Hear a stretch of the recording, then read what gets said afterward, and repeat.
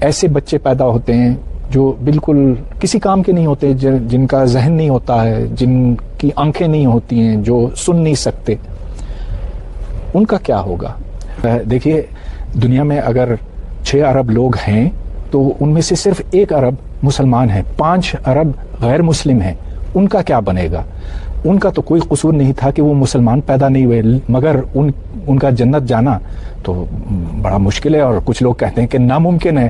میں نے تو یہ پسند نہیں کیا کہ میں اس مذہب میں پیدا ہوں یا اس مذہب میں یا اس ملک میں یا اس ملک میں، تو مجھے پھر کس بنا پر آزمایا جائے گا؟ قرآن دنیا کی وہ عجیب کتاب ہے کہ جو سورہ بقرہ میں، سورہ مائدہ میں باقاعدہ اس زمانے کے مذاہب کا نام لے کر یہ کہتی ہے کہ خواہ کوئی یہودی ہو، خواہ کوئی نصرانی ہو، خواہ کوئی صابی ہو، خواہ مسلمان ہو، اور یہ میں نے ترتیب میں مؤخر کر دیا، قرآن مجید نے ابتدا مسلمانوں سے کی ہے، ان الذین آمنوا والذین ہادوا والصابئین والنصارى، تمام مذاہب کو بیان کر کے یہ کہا ہے کہ ان سے وابستگی جنت اور دوزخ کا باعث نہیں بنے گی۔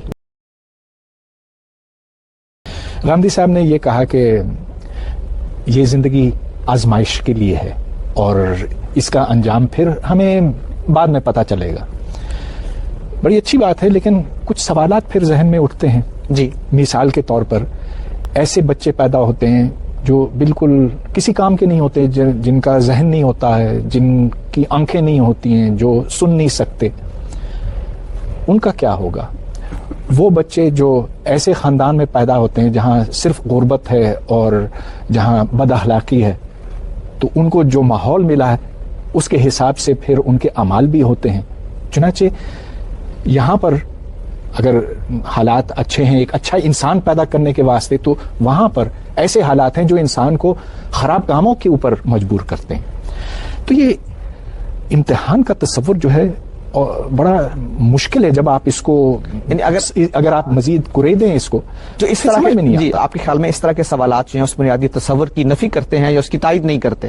میں صرف یہ عرض کر رہا ہوں کہ یہ ایک مخصوص تصور ہے جو ایک مخصوص سوچ سے تعلق رکھتا ہے۔ لیکن ہم چاہیں گے جاوید صاحب، آپ یہ جو سوال اٹھایا ڈاکٹر صاحب نے کہ اس طرح کے ڈسیبلڈ بچے پیدا ہوتے ہیں، وہ اس مجموعی تصور آزمائش سے پوری طرح منطبق نہیں ہوتے۔ جب آپ کائنات کا مطالعہ کرتے ہیں تو کیا سائنس جب ابتدا کرتی ہے کسی چیز کی تو سارے سوالوں کا جواب دے دیتی ہے؟ یعنی وہ بہت سے مظاہر کی توجیہ کرے گی، قابل اطمینان کر دے گی، بعض سوالات اس میں بھی باقی رہ جائیں گے۔ آپ علم کا سفر کبھی ترک نہیں کرتے۔ چنانچہ جب آپ فلسفے کی سطح پر چیزوں کو سمجھتے ہیں تو اس میں بھی ظاہر بات ہے کچھ سوالات ایسے ہو سکتے ہیں جن سوالات پر ہم بحث مباحثہ جاری رکھیں۔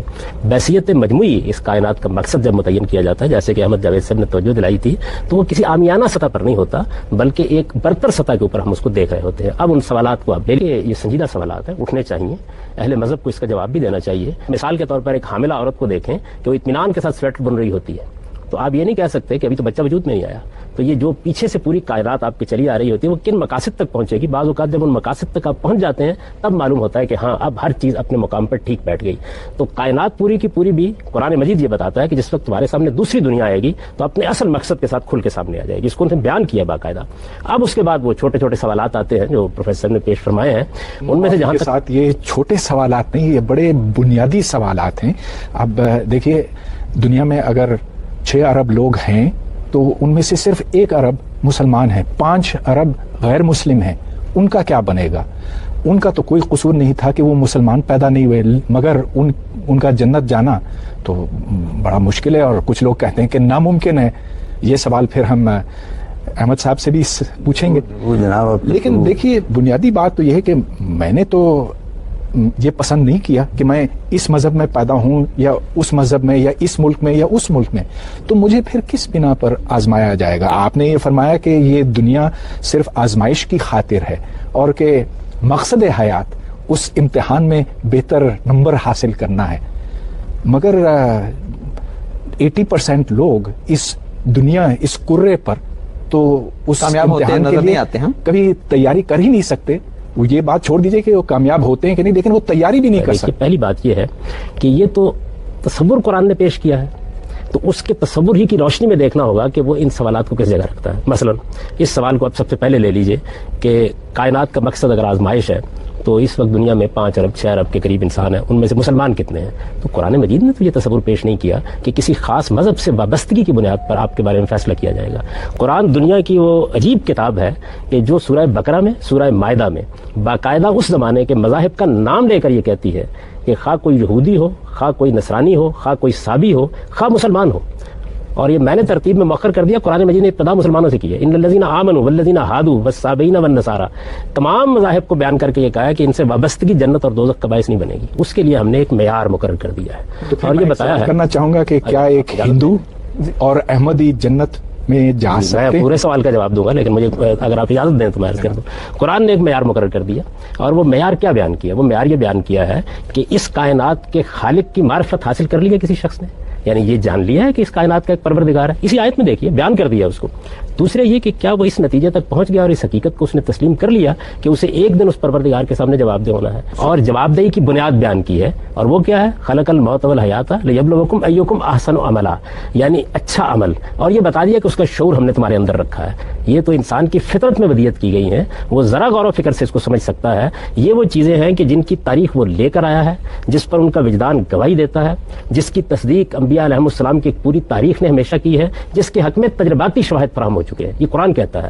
پھر وہ یہ کہتا ہے کہ ان چیزوں کی بنیاد پر آپ کا محاسبہ ہوگا، اور ان کی بنیاد پر آپ کے لیے جنت اور دوزخ کا فیصلہ کیا جائے گا۔ اب اس کے بعد یہ بات رہ گئی کہ فرض کر لیجئے کہ ایک شخص ایک ہندو کے گھر میں پیدا ہوا ہے، ایک بدھ کے گھر میں پیدا ہوا ہے، کسی اور گھر میں پیدا ہوا ہے، مذہب کے ماننے والے، قرآن مجید نے یہ معیار بتا دیا۔ اب اس معیار کے بعد اس کے سامنے مختلف حقائق آتے ہیں، بنیادی معیار یہ ہے، اس کے بعد مختلف حقائق آتے ہیں، ان کے بارے میں وہ کیا رویہ اختیار کرتا ہے۔ مثال کے طور پر ایک مسلمان ہے، اس مسلمان نے خدا کو بھی مان لیا، اس نے آخرت کو بھی مان لیا، جواب دہی کے احساس سے زندگی بسر کر رہا ہے، قتل کا ارتکاب کر دیتا ہے، تو قرآن مجید یہ کہتا ہے کہ اتنا بڑا جرم ہے کہ جس کی بنیاد پر اس کو جہنم کی سزا دے دی جائے گی۔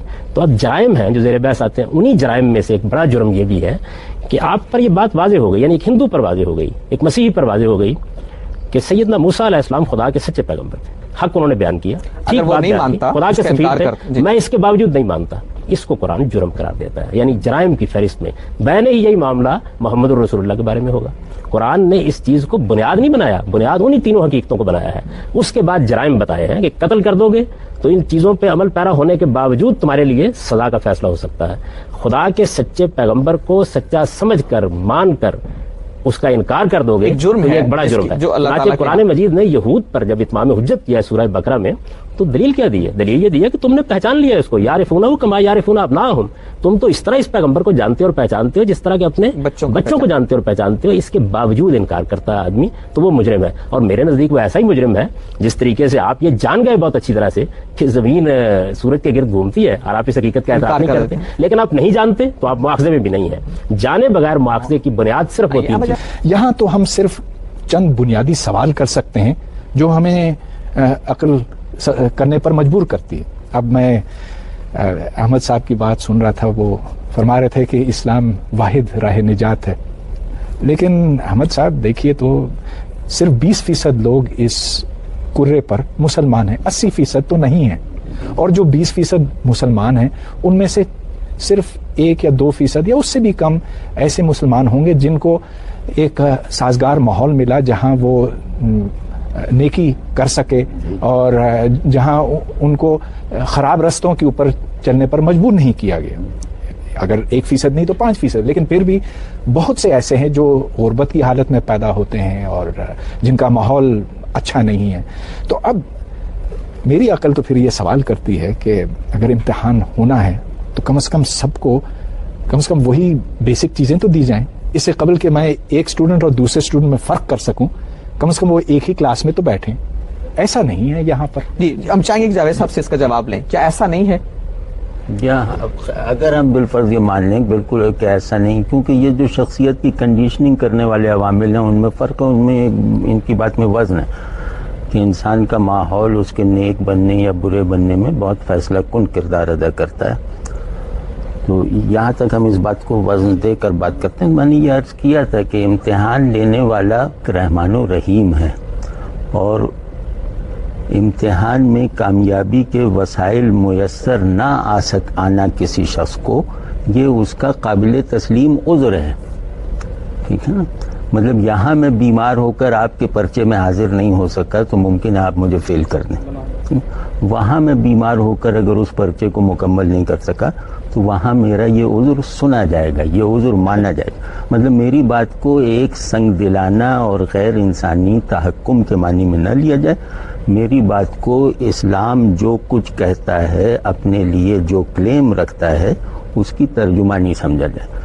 اس بات کے دو حصے ہیں کہ پرنسپل ذریعہ نجات اسلام ہے. نجات اور ذرائع سے بھی حاصل ہوگی. وہ ذرائع ہیں عذر پر کھڑے ہوئے کہ فلاں آدمی کو یہ ماحول ہی نہیں ملا کہ وہ مسلمان ہو سکے، فلاں آدمی کو یہ ماحول ہی نہیں مل سکا کہ وہ ورچو کا کوئی تصور بھی کر سکے، تو وہ معذور ہے اور معذور کا امتحان نہیں ہے. ایک اور عذر ہے کہ اس شخص کا ذہن اس قابل ہے نہیں کہ وہ ایمان تسلیم کر سکے، قبول کر سکے، تو پھر ایسی صورت میں کیا کیا جائے؟ اگر آپ یہ دیکھیں کہ اینٹیتھیسس بعض قبول لوگ کر ہیں، سکتے ہیں، بعض لوگ ہیں جو فطرتاً سوال کرتے ہیں اور بعض لوگ ہیں جو فطرتاً مان لیتے ہیں، مگر دونوں صورتوں میں یہ دماغ، یہ ذہن اس کا بنایا ہوا نہیں ہے، یہ تو اس کے خالق کا بنایا ہوا. ہاں حالات کا خالق. ہاں ٹھیک ہے. سزا اور جزا. جی اگر آپ ایک جملہ میں کہہ دوں اگر آپ اجازت. جی فرمائیے. کہ اینٹی تھیسس اگر کانسیپچولائز کر لیتا ہے آدمی اور تھیسس کو مان نہ سکنے کا عذر دیتا ہے تو یہ اس کی چالاکی ہے، عذر نہیں ہے. مگر چالاکی تو ایک ایسی صفت ہے جو اس کو دی گئی ہے، اس کی اپنی بنائی ہوئی تو نہیں ہے. نہیں، انٹینشنل ہے نا چالاکی. چالاکی میکینیکل نہیں ہے، انٹینشنل. جن سائنسی حقائق کو آپ مانتے ہیں وہ شاید اس سے بہت کمزور دلائل سے آپ مان رہے ہوتے ہیں جس سے ہم مذہبی عقائد کو مانتے ہیں. یعنی وہ اتنے ہی کبھی دلائل ہوتے ہیں اور وہ دلائل قرآن مجید نے پیش کیے ہیں. بدقسمتی یہ ہے کہ ہم انہیں کبھی سامنے نہیں لا سکے. اس کو کبھی موضوع بنائیے، لیکن اس کے موضوع بنانے کا انداز، نشست و برخاست اور ہوگی. پھر میں آپ کو بتاؤں گا کہ اللہ تعالیٰ نے قرآن مجید میں کس طریقے سے قطعی دلائل کے ساتھ اپنا مقدمہ ثابت کیا ہے اور وہ کتنے عقلی دلائل ہیں، کتنے علمی دلائل ہیں اور کس طریقے سے اس کو بیان کیا ہے. لیکن اس وقت کچھ دوسرے سوالات جی بات تو ساری عقیدے کی ہے اور غامدی صاحب نے بہت خوبصورتی سے یہ بات بتائی ہے کہ بچے اور وہ جن میں کسی طرح کا نقص ہے، خرابی ہے، وہ جنت جائیں گے. مگر یہ بھی تو ایک بڑی خرابی ہے کہ لوگ راہ راست پہ نہیں آتے. تو اب یہ ان کا قصور تو نہیں ہے، یہ تو ان کے دماغوں میں پہلے سے ڈالا گیا. ہم جانتے ہیں کہ ہم اپنی جینز بتا رہے ہیں کہ جی اچھا، ہم اپنی جینز اور اپنے ماحول کا نتیجہ ہیں.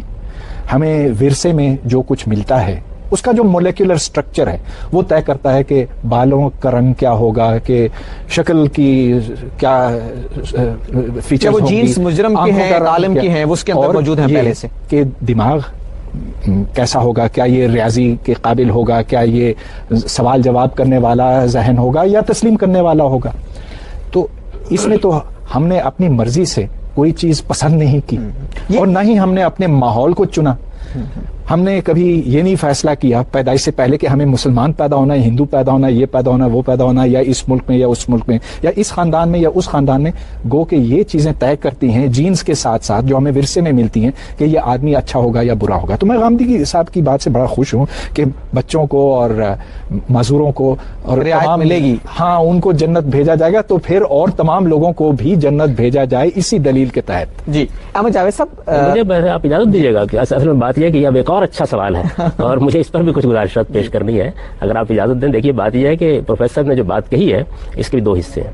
ایک چیز یہ ہے کہ آپ کی جینز پہ کیا چیزیں ہیں، وہ آپ کی صلاحیتیں ہیں. یعنی آپ کے اندر صلاحیتیں کیا ہوں گی. ایک آدمی کو ریاضی دان بننا ہے، ایک آدمی کو انجینئر بننا ہے، ایک میں شاعرانہ خصوصیات ہیں، ایک زیادہ سوالات کرنے والا ہے، ایک آدمی چیزوں کے مجرم بننے کی بھی تو جینس ہوتی ہے. دیکھیے بات یہ مجرم بننے کی کوئی جینس نہیں ہوتی. اصل میں بات یہ ہے، میں عرض کرتا ہوں جس کو آپ مجرم جس نتیجے کو کہتے ہیں وہ کیا چیز ہے. اصل میں بات یہ ہے کہ آپ کے اندر جو انسان کی صلاحیتیں رکھی گئی ہیں، ان صلاحیتوں کے اندر وہ چیز موجود ہوتی ہے کہ مثلا ایک آدمی میں اشتعال کا پہلو زیادہ ہوگا، اصل میں ایک آدمی کے اندر تاثر قبول کرنے کا پہلو زیادہ ہوگا. یہ صلاحیتیں ہیں، ان کو آپ جس وقت شعور کی آنکھ کھولتے ہیں تو اپنے ماحول کے ذریعے سے مزید پالش کرتے ہیں. اس کے نتیجے میں مجرم بھی بن جاتا ہے اور وہی اشتعال کے ساتھ الجھ جانے والا آدمی جو ہے وہ ایک عظیم مجاہد بھی بن جاتا ہے. دنیا کے اندر ہزاروں مثالیں ہم پیش کر سکتے ہیں. غریب ترین گھرانے میں آدمی پیدا ہوا اور آپ دیکھیے کہ اس نے کیا کارنامے دکھا دیے. میں مذہب کے حوالے سے بات کر رہا ہوں. ایک آدمی پیدا ہوا ایسے گھرانے میں جہاں کوئی اسباب موجود نہیں تھے. میں اپنی زندگی آپ کے سامنے پیش کرتا ہوں اور میں آپ سے عرض کرتا ہوں کہ آپ اس میں کہیں اسباب تلاش نہیں کر سکتے جو زندگی اب میں اختیار کیے ہوئے ہوں. لیکن وہ تمام چیزیں جتنی ہیں انسان کے اندر ارادے اور شعور کی بڑی قوت دی گئی ہے. مجرم بننا ایک الگ عمل ہے، وہ بنے گا اپنی صلاحیتوں کے استعمال کے نتیجے میں. البتہ صلاحیتوں میں بعض ایسی چیزیں موجود ہیں کہ مثلا ایک آدمی مثال کے طور پر زیادہ غصہ ور ہے اور ایک آدمی زیادہ جلد باز ہے اور ایک آدمی بہت ٹھنڈے طریقے سے کام کرنے والا ہے. یہ صلاحیتیں جو آپ کی جینس کے اندر دی گئی ہیں, ایسا نہیں ہے کسی آدمی کو قاتل بنا کے رکھیں. مگر غریب بستیوں میں عام طور پہ زیادہ جرائم پائے جاتے ہیں, ایسا کیوں ہوتا؟ امیروں میں بھی بہت جرائم پائے جاتے ہیں. میں آپ عرض کروں, اگر آپ اسٹیٹسٹیکلی دیکھیں تو تعداد ایسی بستیوں میں جہاں غربت ہے, افلاس ہے اور زندگی کی ضروریات میسر نہیں ہے, وہاں جرائم بہت زیادہ ہوتے ہیں. یہ ایک حقیقت ہے. مجھے اجازت دیجیے میں آپ سے عرض کروں, ہمارے دیہات انتہائی غریب سے, میں ایک دیہاتی آدمی ہوں. ہمارے دیہات میں میں بھی بات کر رہا ہوں, ان دیہاتوں میں انتہائی غریب لوگ بستے تھے. ان انتہائی غریب لوگوں کے جرائم کی شرح انتہائی کم تھی. ہمارے دیہات پرسکون دیہات تھے, ان کی تہذیب اور ان کی معاشرت مثالی تھی. لوگوں کے پاس بعض اوقات محض پیاز سے روٹی کھانے کے اسباب میسر ہوتے تھے, تب بھی وہ اعلیٰ اخلاقیات پر زندگی بسر کرتے تھے. شہر ہم نے بنائے, شہر بنانے کے بعد ہم نے انسان کے لیے کچھ مسائل پیدا کیے ہیں. اب ان مسائل کے اندر اگر فرض کر لیجئے کہ ہم نے انسان کے سماج کو اور اس کی نفسیات کو ملحوظ نہیں رکھا اور دنیا کو ایک ایسا رخ دے دیا ہے, اور اس میں سائنس نے بڑا کردار ادا کیا ہے. سائنس بڑی نعمت ہے لیکن ظاہر انسان کے ہاتھ میں ہے, بڑا کردار ادا کیا ہے. اس سے ماحول میں کچھ خرابیاں پیدا ہوئی ہیں جو آپ کو شہروں میں بعض موقعوں کے اوپر اس طرح نظر آتی ہیں. لیکن اس کے ساتھ آپ دیکھیے امیر گرانوں میں کوئی اسباب و وجود نہیں ہوں گے, اس کے باوجود آپ دیکھیں جرائم پیشہ لوگ وہاں بھی پیدا ہو جاتے ہیں. تو زیادہ سے زیادہ آپ یہ کہہ سکتے ہیں کہ انسان بعض اوقات خود اپنے پاؤں پر کلہاڑی مارتا ہے اور اپنے ماحول اور اسباب کے اندر ایسی خرابیاں پیدا کر دیتا ہے. اگر انسان ایسا کرتا ہے تو خدا اس کی رعایت دے گا. اس کو احمد جاوید صاحب نے بیان کیا. لیکن ایک بات میں کرنا چاہوں گا ڈاکٹر صاحب, ہم چاہیں گے ایک وقفے کے بعد گفتگو کو جاری رکھیں. حاضر ہوتے ہیں تھوڑی دیر کے بعد. پروگرام میں ایک بار پھر خوش آمدید. ڈاکٹر صاحب, میں چاہوں گا کہ جاوید صاحب کی بات کو آپ آگے بڑھائیں. جی, میں غامدی صاحب سے ایک سوال کرنا چاہوں گا. چلیے پاکستان کو چھوڑ کر ہم امریکہ کی طرف دیکھتے ہیں تو امریکہ کے شہروں میں جو جرائم ہوتے ہیں ان کا 90% ان علاقوں میں ہے جہاں بلیکس رہتے ہیں اور جہاں غربت اور افلاس زیادہ ہے. اب اگر ایک بچہ اس ماحول میں پیدا ہوتا ہے تو کیا یہ اس کا قصور ہے؟ کیا جب وہ مجرم بنتا ہے تو ہمیں اس بچے کو قصوروار ٹھہرانا چاہیے یا اس کے ماحول کو؟ اور پھر سوال ہی پیدا ہوگا, اس کی بات ہو چکی ہے, ماحول اس کا ذمہ دار ہوگا. اور جس طرح دنیا میں ہم ماحول کی رعایت دیتے ہیں, لیکن جزا اور سزا کے حوالے سے دنیا میں یہی کرتے ہیں, تو کیا 90% بلیکس کو پھر دوزخ میں جانا چاہیے؟ یہ ہم نے تو نہیں کہا. دیکھیے بات یہ, اس دنیا میں ہم کیا کرتے ہیں, ہم عدالت لگاتے ہیں, اس میں مجرم ہمارے سامنے آتا ہے, وہ غریب علاقے سے بھی آتا ہے, امیر علاقے سے بھی آتا ہے, کس اصول پر فیصلے کرتے ہیں. لیکن زیادہ غریب علاقوں سے آتا ہے نا, لیکن اس کے باوجود ہمیں جرم کی سزا دینا ہوتی ہے تو ہم معاف بھی کرتے ہیں, ہم ماحول کا لحاظ رکھتے ہیں, ہم ماحول کا لحاظ بھی کرتے ہیں. آپ دیکھیں کہ قرآن مجید نے جب دنیا کے قانون کو بیان کیا تو ماحول کا لحاظ کیا. مثلا میں آپ کو مثال دیتا ہوں, قرآن نے یہ کہا کہ بدکاری کی سزا دی جائے گی. اس کے بعد قرآن نے یہ بتایا کہ یہاں ایسی خواتین موجود ہیں, خاص طور پر لونڈیاں اس معاشرے میں موجود تھیں جن کی اخلاقی تربیت نہیں ہوئی, جن کو مناسب ماحول میسر نہیں آیا, ان سے اگر بدکاری کا ارتکاب ہو جاتا ہے تو سزا نہیں دی جائے گی. کہا نا قرآن مجید نے. تو جب وہ دنیا میں اس قانون کو ملحوظ رکھتا ہے تو آخرت میں کیوں نہیں رکھے گا؟ لہٰذا جب کسی آدمی کو آپ نے یا میں نے, آپ اور میں سے مراد انسان ہے, غلط ماحول میسر کر دیا ہے تو امتحان لینے والا اس کے عذر کو تسلیم کرتا ہے اور اس کو رعایت دیتا ہے. بالکل یہی آخرت میں بالکل عذر مانا جائے گا, آس میں اس کا عذر مانا جائے گا. اس کو قرآن نے بیان کیا. میں نے آپ کو مثال دی. یہ تو اللہ تعالیٰ فیصلہ کرے گا, آپ اپنی طرف سے کیسے کہہ سکتے ہیں؟ لیکن میرے پاس اللہ کی کتاب موجود ہے, وہ مجھے بتا رہی ہے. آپ اس سے ایک مطلب نکال رہے ہیں, احمد صاحب کچھ اور نکال رہے ہیں. احمد صاحب سے بھی پوچھ لیجیے. لیکن مجھے یہ حق ہے, جس طرح آپ کو کائنات کا مطالعہ کرنے کے بعد اپنی رائے دینے کا حق حاصل ہے. کائنات ایک ہی ہے, احمد جاوید صاحب کے لیے بھی اور آپ کے لیے بھی, میرے لیے بھی. آپ اس کا مطالعہ کرتے ہیں اور مجھے سائنسی اصولوں سے واقف کرتے ہیں. لیکن اسی طرح قرآن بھی آپ کے لیے بھی ہے, میرے لیے بھی, احمد جاوید صاحب کے لیے بھی ہے. اور مجھے اس کا مطالعہ کر کے اپنا حاصل مطالعہ پیش کرنے کا حق ہے, آپ کو اپنا حاصل. لیکن ایک بڑا بنیادی فرق ہے. جی, scientific method is the big difference that Pervez is talking about. جب پرویز اور میں اگر کسی سائنٹسٹ کے طور پہ اگر کسی نقطے پہ اگر ہم ایگری نہیں کرتے تو ہم آبزرویشن ایکسپیریمنٹ کے ذریعے ہم میں سے ایک کو پھر پیچھے ہٹنا پڑے گا. اور یہ میتھڈ جو ہے نا, اسی وجہ سے سائنس اتنا تیزی سے ترقی کر رہی ہے. اور یہ میتھڈ جو ہے یہ مذہب میں اور دوسری چیزوں میں اپلیکیبل نہیں ہے. نہیں, ہم مذہب میں بھی یہی اختیار کرتے ہیں. یعنی قرآن مجید کے بارے میں ایک مفکر ایک نقطہ نظر بیان کرتا ہے, اپنے دلائل دیتا ہے, میں اس کی تردید کر کے اس کے دلائل کی نفی کر دیتا ہوں. اگر ایسا ہوتا اس کے بعد دنیا قبول بھی کرتی ہے, مانتی بھی. اگر ایسا ہوتا تو پھر پریٹیشن میں بھی نظر ہے. ہاں, لیکن اگر متصادم ہے. ہاں بالکل, اگر ایسا ہوتا تو اتنے سیکٹس اور اتنے ریلیجنز نہیں ہوتے. سائنس میں ڈارون کی تھیوری, سائنس میں بھی ایک سے زیادہ نقطہ نظر موجود ہے نا؟ جی نہیں, سائنس میں ہے, سماجی علوم میں ہے, تمام چیزوں میں ہوں گے. یعنی انسان اختلاف کرے گا, اختلاف میں کوئی حرج نہیں ہے. لیکن میں ایک بات عرض کرنا, جب اختلاف ہوتا ہے سائنس کے اندر تو اس اختلاف کو دور کیا جاتا ہے تجربات, مشاہدات اور منطق کی بنیاد پر. تو چلیے اگر آپ کی سوچ یہ ہے اور آپ کی سوچ یہ ہے, ہم ایک تجربہ کر سکتے ہیں. آپ پریڈکٹ کریں کہ اس تجربے میں کیا ہونے والا ہے اور آپ کریں کہ کیا ہونے والا ہے, پھر ہم مشاہدے کے ذریعے سے یہ جان سکیں گے آیا کہ یہ بات درست تھی یا یہ بات درست تھی. تو اس کو ایکسپیریمنٹل میتھڈ, سائنٹیفک میتھڈ کہتے ہیں. اس میں بنیادی بات تشکیک کی ہے. You question every thing. یہ آپ مذہب میں نہیں کر سکتے. نہیں کر سکتے. احمد جاوید صاحب بالکل کرتے ہیں. دیکھیے بات یہ ہے کہ ہمارے ذہن میں ایک سوال پیدا ہوتا ہے, ہم قرآن مجید کی طرف رجوع کرتے ہیں جیسے ایک سائنٹسٹ کائنات کی طرف رجوع کرتا ہے. جس طرح سوال اس کے ذہن میں پیدا ہوتا ہے ایسے یہاں بھی پیدا ہوتا ہے. اس سوال کے بارے میں بہت سے اعتراضات پیدا ہو جاتے ہیں, غور کرتے ہیں, اور اس کے بعد جس طریقے سے آپ وہاں پر چیز کا مشاہدہ کریں گے, تجربہ کریں گے, تجربہ کر کے دکھا دیں گے. بالکل اسی طرح جب آپ کسی کتاب سے کوئی چیز اخذ کر رہے ہوتے ہیں تو اس کے بھی اصول ہیں. آپ اس کی زبان کو دیکھیں گے, آپ اس کے بیان کو دیکھیں گے, آپ جملے کو دیکھیں گے, آپ سیاق و سباق کو دیکھیں گے, آپ اس کے پس منظر کو جانیں گے, اس کے بعد آپ رائے قائم کرتے ہیں. ان دلائل کی بنیاد پر میں ایک رائے رکھتا ہوں, احمد جاوید صاحب ایک رائے رکھتے ہیں. یہ دونوں آراء جو ہیں یہ زیر بحث لائی جا سکتی ہیں. لیکن فزکس میں دو سیکٹس نہیں ہوتے فزکس میں, لیکن ایسے نہیں ہوتے. ابھی آپ نے ایک پہلے سے پروگرام جو ہمارا اسی موضوع پر ہوا تھا اس میں فرمایا کہ حیاتیات کے ماہرین میں سے 400 آدمیوں نے دستخط کر دیے ہیں اس بات کے اوپر کہ ڈارونزم کو وہ رد کر رہے ہیں. اچھا, اس کا مطلب یہ ہے کہ دو نقطۂ نظر ہو گئے. تو اگر 403 لاکھ میں سے ایک اور بات نقطۂ نظر تو دو ہو گئے. اور میں عرض کروں, میں سائنس کا بہت معمولی طالب علم ہوں, میں آپ سے عرض کر سکتا ہوں کہ بے شمار ایسی چیزیں جن کے اندر ابھی بحثیں جاری ہیں, جن میں 2, 3, 4 نقطۂ نظر موجود ہیں, ان کے اوپر ابھی گفتگو ہو رہی ہے.